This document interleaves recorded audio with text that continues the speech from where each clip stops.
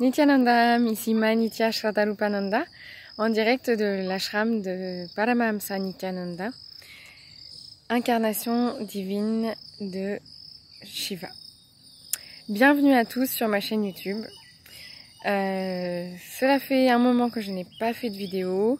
Je reviens toute fraîche et j'ai envie de vous parler aujourd'hui de la nourriture védique et aussi du régime sattvique.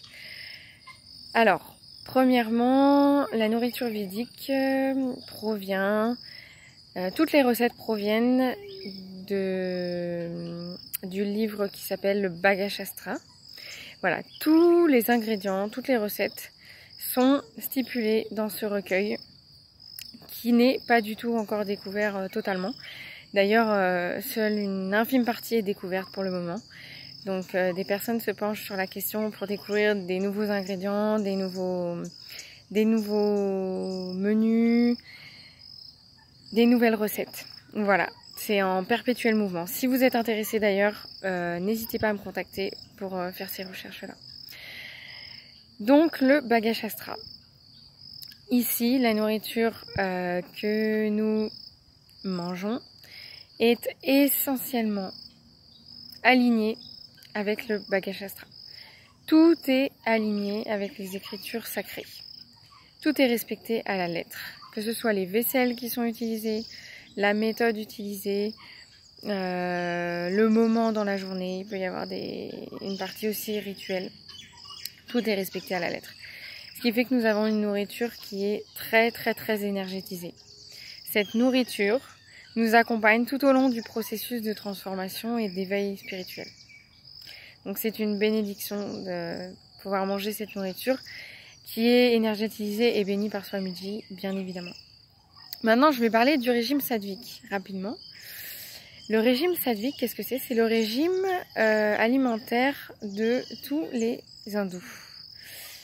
Tout d'abord, c'est un régime végétarien. Donc, pas de viande, pas de chair animale. Mais ça va plus loin que ça aussi, c'est-à-dire que, par exemple, les champignons ne sont pas admis dans le régime sattvique, puisque le champignon a une structure chimique très particulière. D'ailleurs, il a beaucoup d'ADN en commun avec l'être humain. Donc c'est considéré comme un être vivant, donc nous ne le mangeons pas, ainsi que la levure. Puisque ce sont des êtres vivants aussi.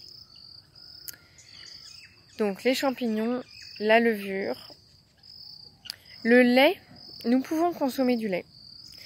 Mais la tradition hindouiste veut que nous respections le principe de non-violence.